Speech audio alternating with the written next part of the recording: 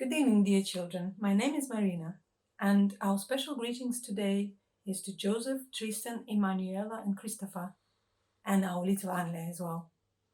And very warm welcome to everyone who's listening. Today's story is Going into God's Place. Going into God's Place.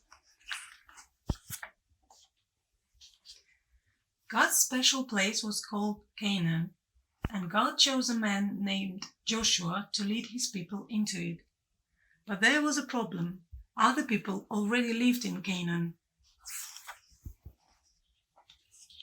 They lived in cities like Jericho, with big, strong walls around them. The cities were filled with people who didn't listen to God. God told Joshua, "Be strong and courageous." God told Joshua to have the people march around Jericho 6 days in a row.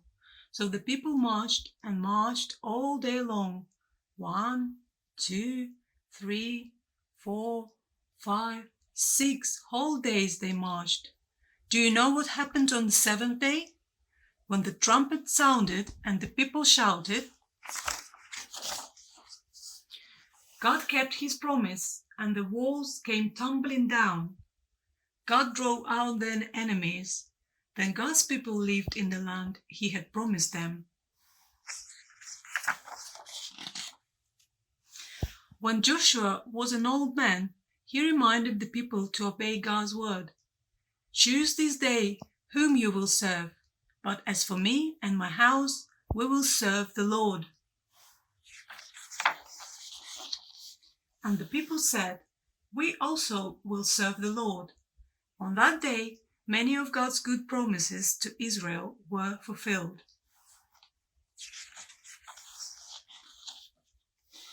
Israel promised to be God's people. Israel promised to obey God's word. If they kept their promises, they would always live in God's promised place. But after Joshua died, Israel disobeyed God's word and rejected God from being king over them. So God punished Israel. He let their enemies rule over them. During this time, the Philistines ruled God's people. One of the Philistines was so big and strong that not one of God's people would fight him. Goliath was a giant. He stood over 9 feet tall. Goliath hated God's people. All the men of Israel were afraid of him. All except one.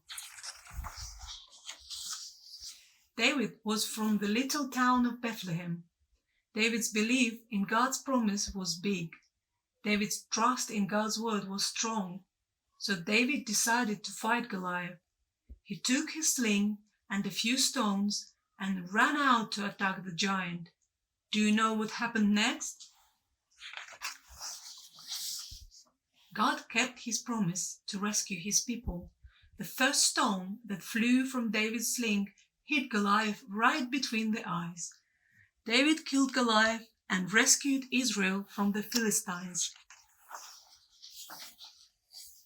God was with David, and God gave David victory over his enemies in other battles. David, the mighty warrior, became king over God's people. David ruled over God's special place.